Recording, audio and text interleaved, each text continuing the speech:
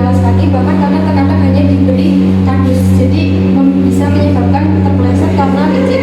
Untuk penanggulangannya atau pengendalian resikonya itu bisa diberi alas kaki anti-slip atau tanda bahaya bahwa lantai ini licin. Selanjutnya di sini ada plafon yang bocor, jadi apabila hujan ini bisa meneteskan air ke lantai yang menyebabkan lantainya licin dan juga bisa menyebabkan terpeleset. Nah, untuk penanggulangannya atau pengendalian resikonya itu bisa diatasi dengan sementara, misal di bawah ini di wadah ataupun warning, kemudian juga lakukan pembenaran di atap. Kemudian juga di sini penataan motornya apabila hari biasa itu tidak rapi dan juga disebabkan karena markanya ini sudah pudar, jadi bisa terjadi tabrakan atau kesulitan saat evakuasi terjadi suatu bahaya. Nah, untuk itu bisa dikendalikan dengan cara menebali marka, menata ulang, dan juga memberikan sosialisasi serta petugas untuk mengatur parkir.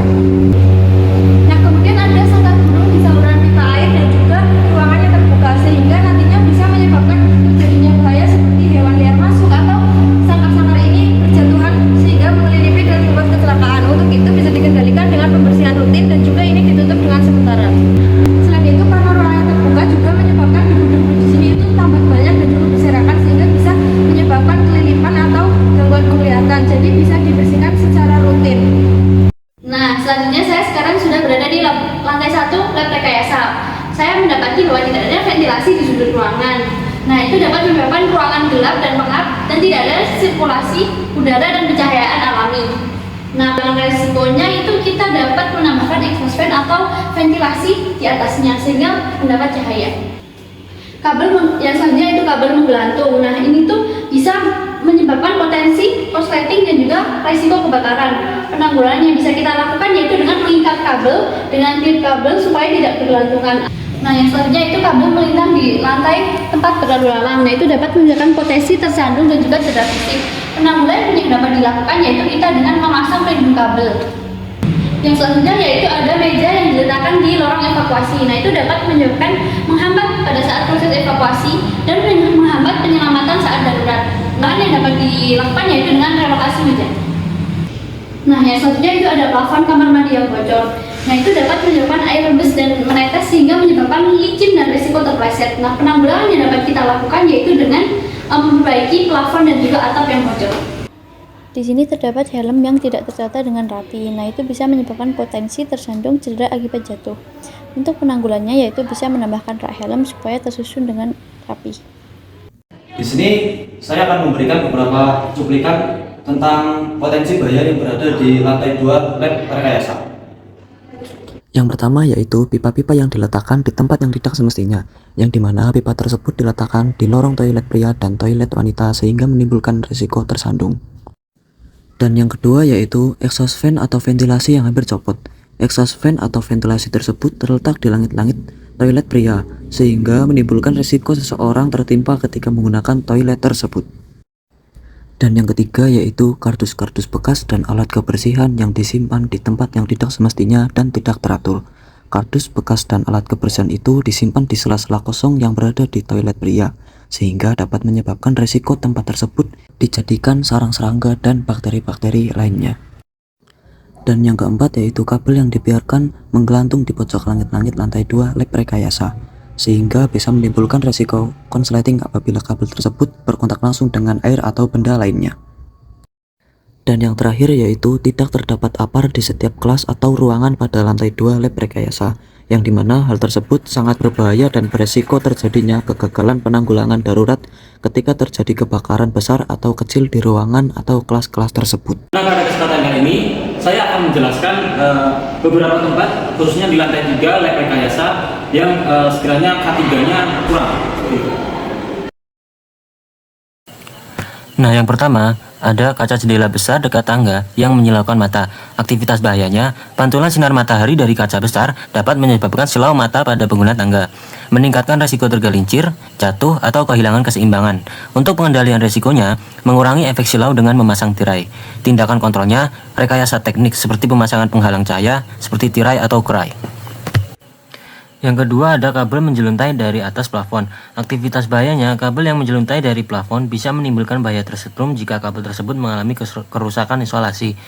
Pengendalian resikonya, menata dan mengikat kabel dengan rapi menggunakan kabel tray atau pelindung kabel, serta memindahkan kabel dari area lalu lintas manusia.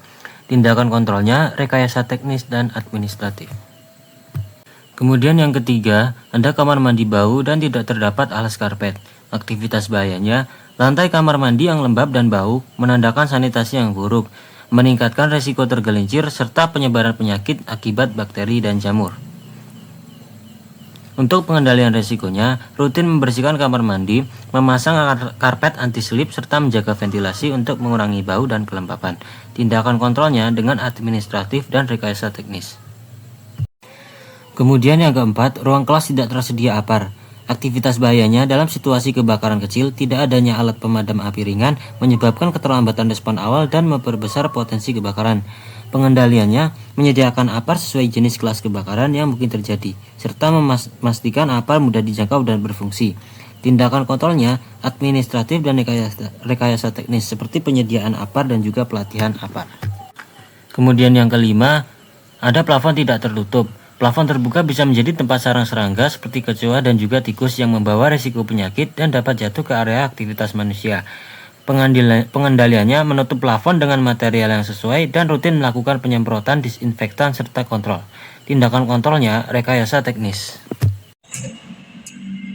Pintunya sulit dibuka di pintu darurat lantai 5. Hal ini dapat mengganggu saat adanya evakuasi. Jadi pintu darurat itu seharusnya nggak dibuka. Lalu kita bisa lihat di sini bahwa sela-sela antara dinding ini besar, jadi kemungkinan kita bisa dapat tergores di sini jika tidak hati-hati. Harusnya sela-sela di sini itu ditutup.